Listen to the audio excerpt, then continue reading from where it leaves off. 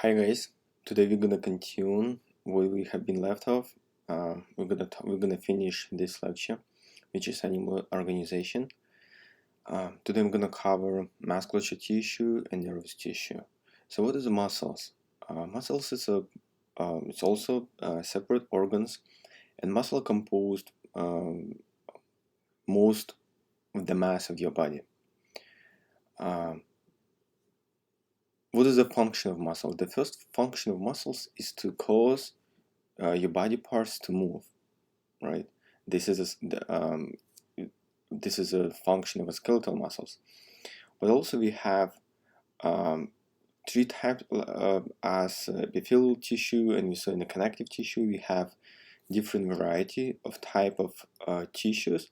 The same in the muscles, we have three types of muscles. This is going to be skeletal muscles, smooth muscles, and cardiac muscles. As you can think, the skeletal muscles is pretty straightforward. This is muscles which is composed to make your muscles what we known is, for example, biceps, right, to move your arm, and muscles in your legs. Every muscles which is attached to the bones and make your body to move, this is considered to be skeletal muscles. The smooth muscles, the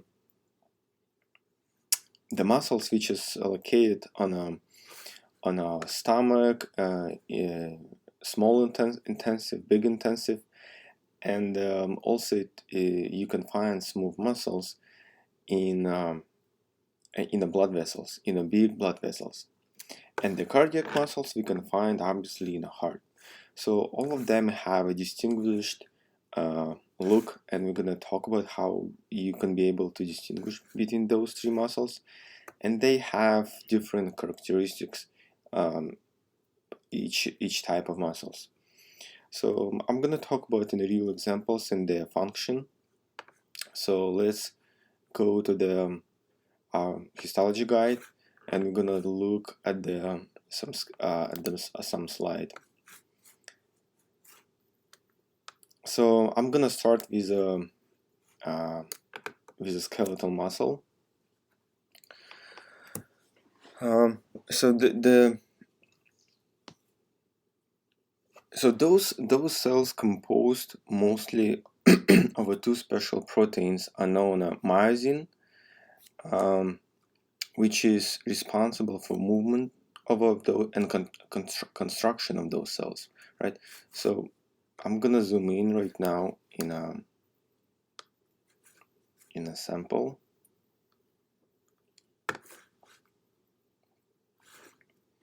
So those as you can think, our muscles extremely it's a big organs, right? And the muscles by its and muscle cells. So this is skeletal muscles. This is type of skeletal muscles, and you can see striation, and this is striation is a characteristics of those the structure of those muscles, and those characteristics those striation comes from the special arrangement of our proteins inside the cells, which is responsible for construction. And so what's a big difference between cardiac muscle, skeletal muscle, and smooth muscle? The biggest difference is what skeletal muscles are voluntary muscles. What does that mean to be voluntary muscle? It means if you want to move your arm, you can think about and you're gonna move your arm, right? So you have constant control, and you have a constant control of your skeletal muscle. The only time you don't have a control of your skeletal muscles is when you sleep. So when you sleep, your muscles get paralyzed, so you don't walk. When you have a dreams and you don't walk, and when you have a disorders, when your skeletal muscles are actually not paralyzed, and some people can walk during the night. But that's the only time when you cannot control your muscles. All the other times you you consciously can control the movement of your muscles. The biggest difference between the skeletal and cardiac and smooth muscle is how much nucleus you have in skeletal muscles. So the biggest difference is skeletal muscle and skeletal cells, right? Skeletal cells, a single cell is a multinucleated cell. What does that mean? It means every cell has up to 50 nucleus in one cell, right? So we always remember the rule: one cell has one nucleus, big nucleus, but this is not the case in skeletal muscle, like skeletal cells. Those cells have many nuclei, and you can see right here, right? And as you can see, all they pushed to the cell membrane, and everything inside the cells is taken up by those striation, right? You see this striation right here. So this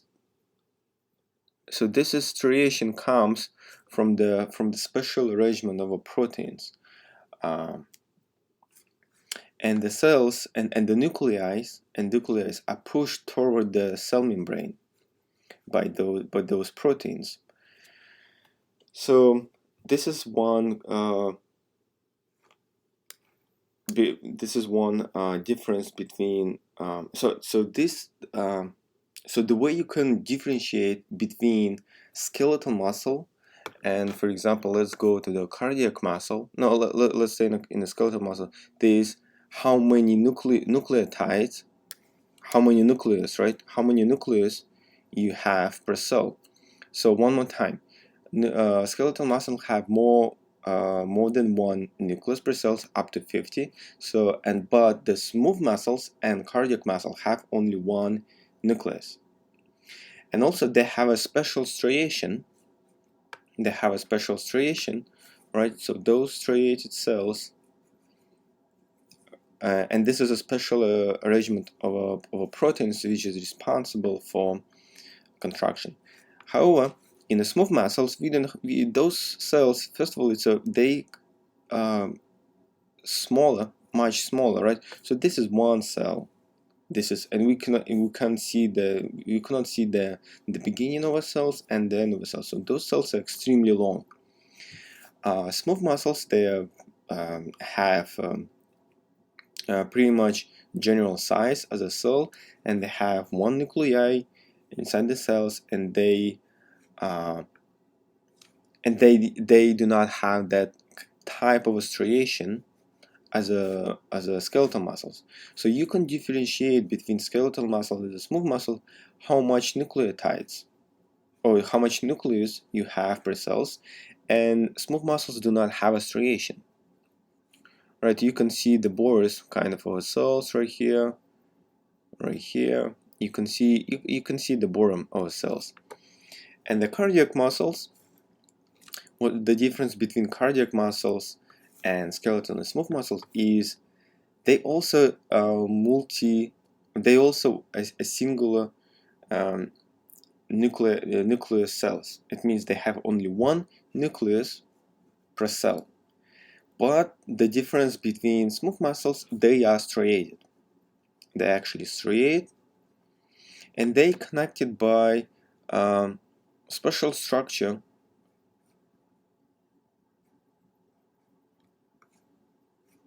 and this connection is help to communicate between two separate cells.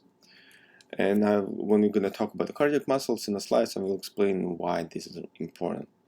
So please be able to see the difference between three types of muscles: skeletal muscles, smooth muscles, and cardiac muscles.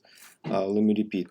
So skeletal muscles, you have, and the other difference is you do not have a constant control of your cardiac muscles and the smooth muscles.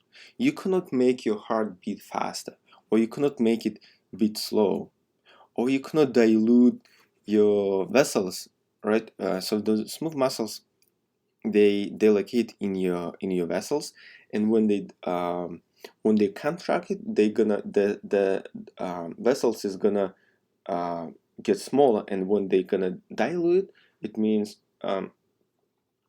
the smooth muscles. So the diameter of a vein or artery is gonna dilute, is gonna get bigger.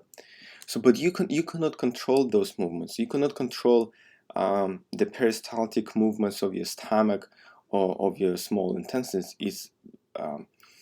So that's a difference between the skeletal and smooth and cardiac muscles. So all of them have their own specific characteristics, and that's how we group them in a 3 different group, because each one has uh, a specific function, and they locate in a specific and their location is also specific. Right? You cannot find cardiac muscles outside the heart. You're not gonna find this, and you're not gonna find the skeletal muscle inside the heart, or you're not gonna find skeletal muscles in your stomach and small and big intestine. All right. So this is how looks. So this is example of a skeletal muscles, and so we can see striation, many nucleus, and all of them pushed to the cell membrane. Now we're gonna see a cardiac muscle and see the difference between.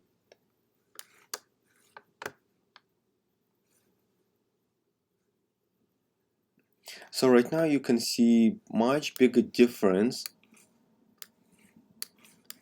You can see a bigger difference between skeletal muscle. So this is how. So I'm gonna zoom in. I'm gonna make the maximum zoom.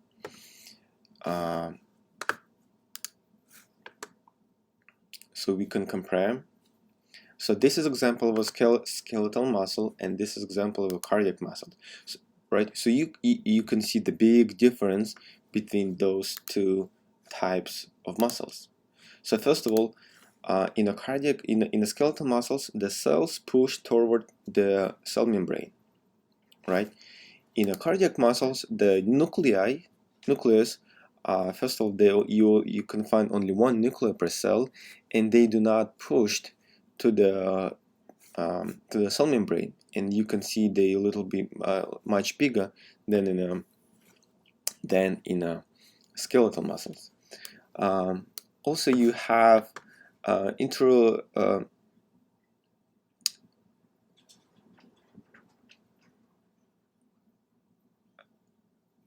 You all right, so let's click on this. This is intercalated discs, and those special attachments between two cells, when they we call them junctions, when two cardiac cells can communicate, and when one's cardiac muscles is send the signal, that those signals is gonna transfer from that through the junction to the adjustment cell.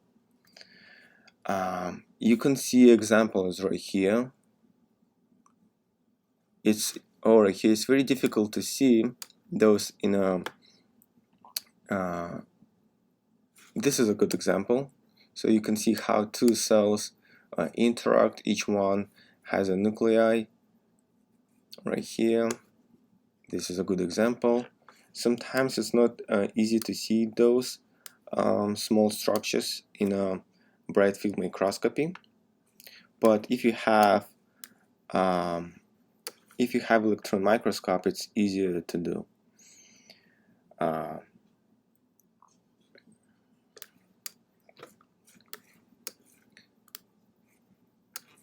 So this is example of a blood vessel inside the skeletal muscle. As you remember this, and this is example of a capillary, and as you can see, the capillary made of epithelial simple epithelial tissue, and you can see the squamous epithelium So the characteristic of a squamous epithelial, the nuclei are flat and cells are flat too. So this is what you can see inside the skeletal muscles, a good blood vessel. So let's take a look at the smooth muscles. Alright.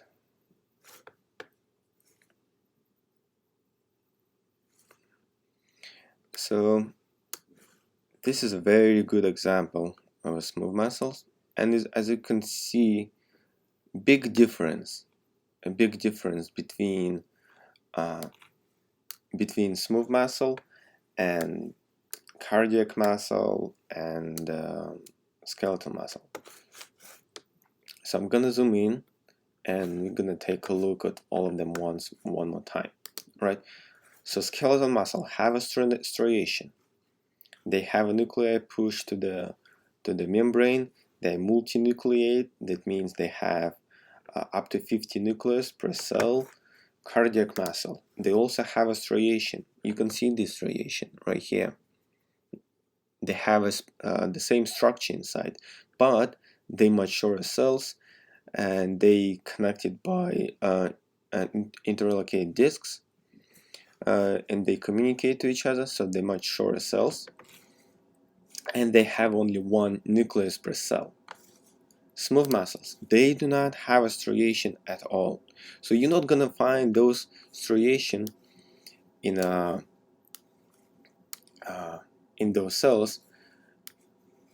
And what you can see, those cells have only one nucleus per cell, and they do not have a striation. So smooth muscles, so the difference between how they contracted, let's talk about how they contracted those different types of muscles. The biggest difference is cardiac muscles can contract really fast, the same as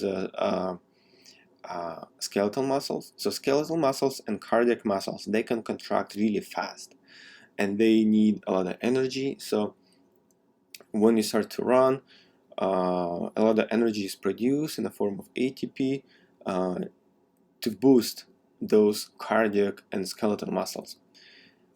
But the smooth muscles, they're not fast contracting muscles.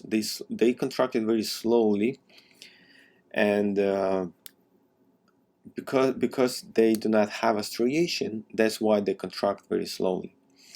And the other difference, you cannot control those contractions. Let's talk about where you can find. So where you can find skeletal muscles is our muscle, right? We already talked about this. Cardiac muscles is our heart. Where you can find the smooth muscles. So the smooth muscles are inside your blood vessels. And why do we need smooth muscles inside your blood vessels? To control the pressure of your blood system, right? We all know you have higher blood pressure, you have low blood pressure, and how the body can control this. So right inside our vessel, so this let me actually try to find a blood vessel in our sample to explain better. So I'm gonna go to the heart of muscles right here.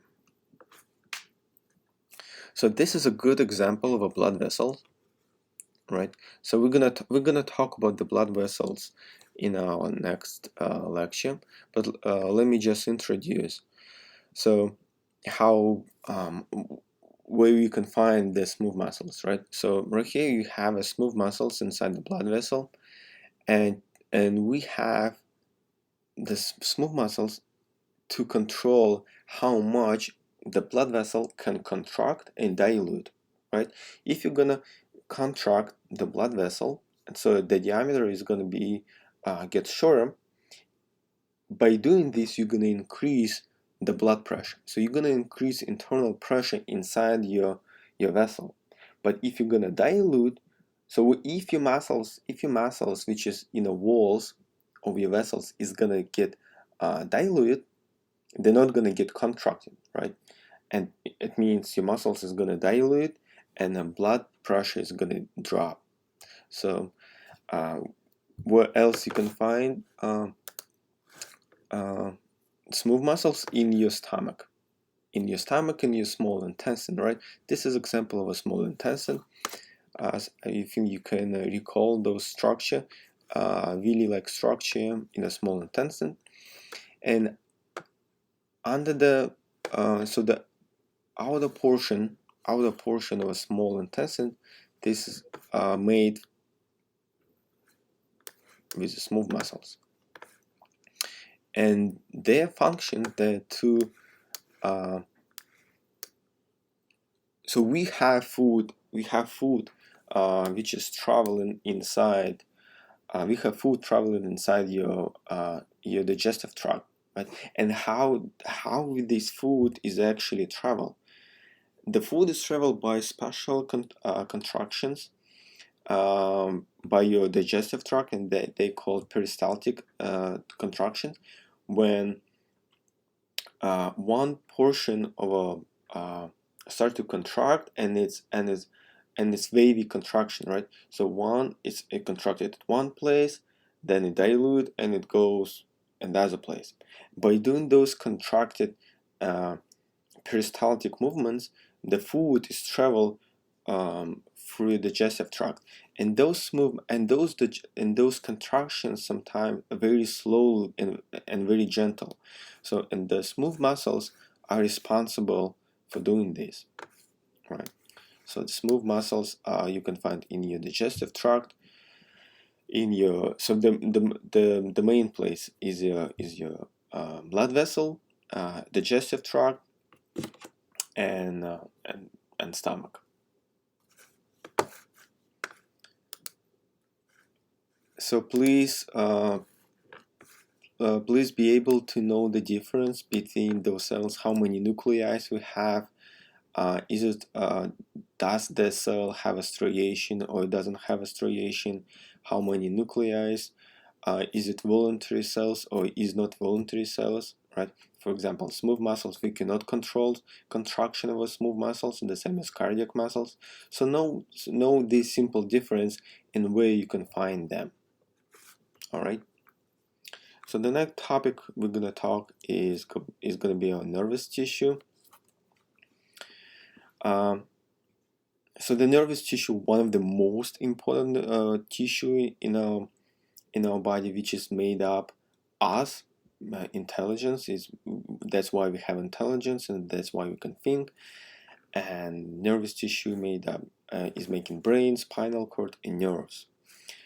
Brain and spinal cord is a central nervous system, and nerves are making the peripheral nervous system.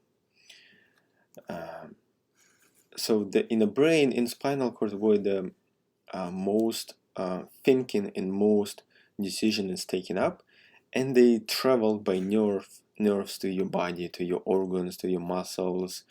If you wanna, right, you think about, you make a decision, the nervous impulse goes through the brain, and then through the spinal cord, and then gonna leave to the nerves, and the nerves through your body is gonna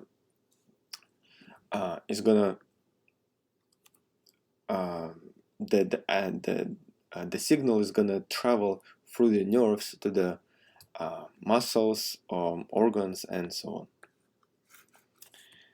So let's talk about the simple units about in a structure of a nervous tissue. So we have two types of cells. We have axial neurons, which is responsible for making those kind of thinking and making up the decisions. All right. So this is example of a neuron,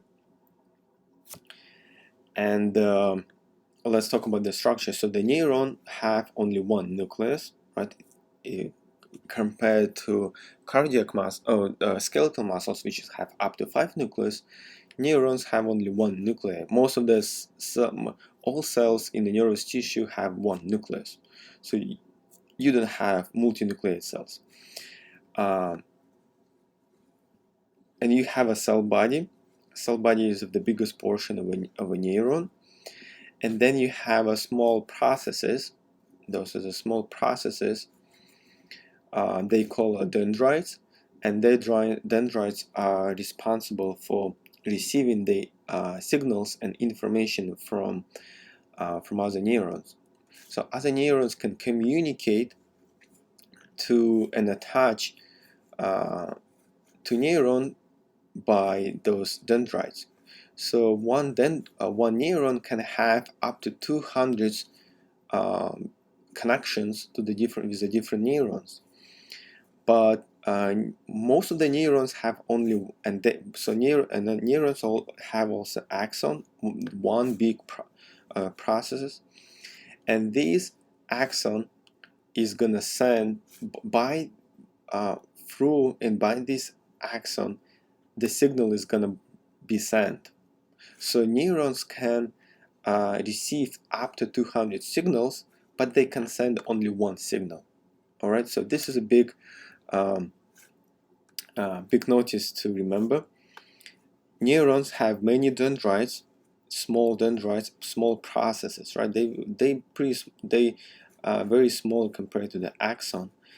So they receive different types of a signal to one neuron, and when many different types of signals are received, then neuron is going to make a decision what kind of signal it's going to send. But it's going to send only one signal, and it's going to go and it's going to travel through the very long axon, and those are the longest cells in your body, right? So one neuron can originate in your brain, and the axon might travel to your toes. So this could be 6 feet, more than 6 feet long of a neuron, right? This is extremely very long neurons. And if you want to move with your toys, right? If you move with your toys, you're thinking about and you can move it, right? So it's no delay between how long it's gonna take to move your toys. And the reason why, because the signal can travel by axon very fast, and the reason why it can travel very fast is because it have a special isolation myelin sheaths, and they made from a fat tissue, and they isolated. They actually so you can think about it as a cord, right? For example, as a cord, if you want to charge your phone, right, and those cords are isolated by plastic. So this isolation helps to signal travel extremely fast. And we have other types of cells in the nervous tissue, which are called neuroglia, and this is astrocytes, oligodendrites, and microglia, which is supportive cells of a nervous tissue. So they are not responsible for making up any decisions, right? So only neurons are responsible for making some kind of decisions. But astrocytes, oligodendrites, and by the way, oligodendrites are making up those isolation. And when oligodendrites for some reason is going to die, actually, right? Then some problems can arise. This is bad thinking, bad memory, tremor of our hands, because the signals is not traveling right. So those different types of cells we have, which is gonna support neurons. So let's look at closer view. So we have our neurons, right? And neurons can communicate with the dendrites, with many different types of cells. So this is a neurons. So this is a portion in our brain. And let's talk about different types of neuroglia cells, which is support to function our neurons. Because as you remember, we cannot live without oxygen for more than 7 minutes. If you're gonna starve for oxygen more than 7 minutes, your brain cells, the neurons, is gonna start to die. I'm sorry.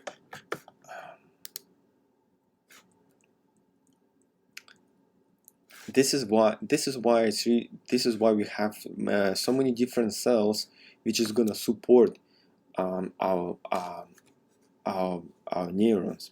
So the first cells I want to talk about, this is oligodendrites.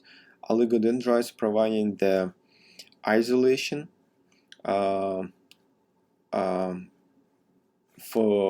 axons, right? So this is the axons, which is the big and long processes from the two neurons, and those oligodendrites is gonna isolate those portions to make to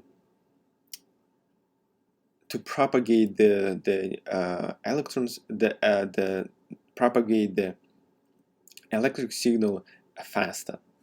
Then we have microglia cells. You can think about microglia cells as cells which is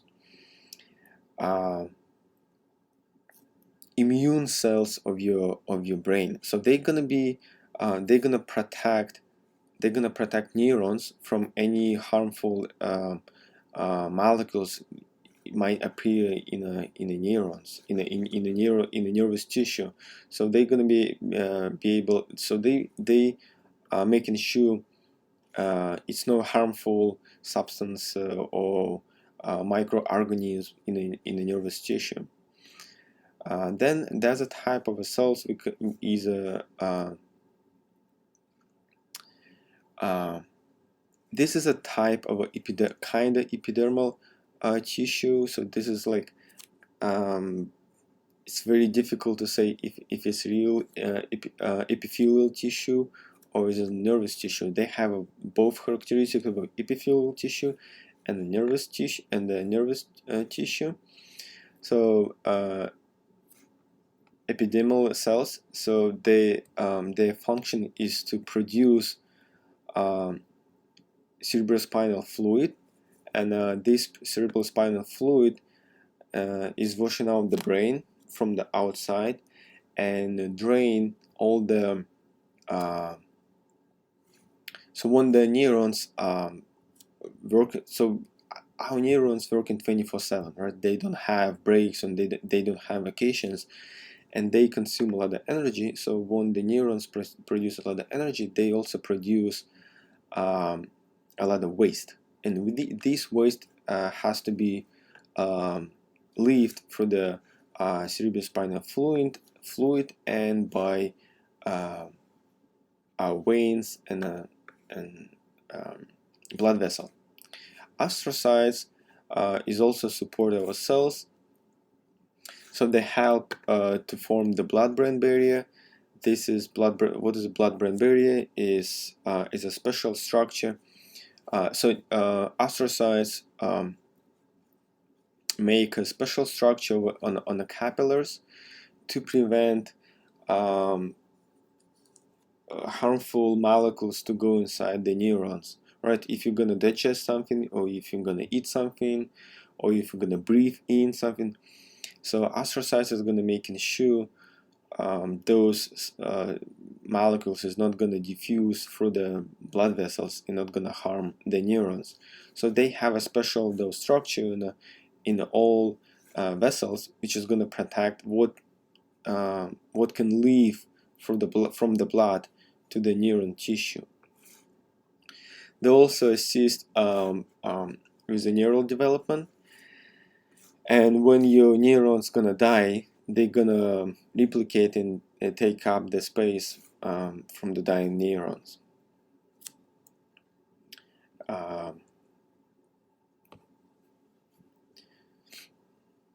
All right, so we're gonna talk. We're gonna have a separate lecture about the nervous system, and we're gonna talk in greater details about some different structures. All right, thank you very much.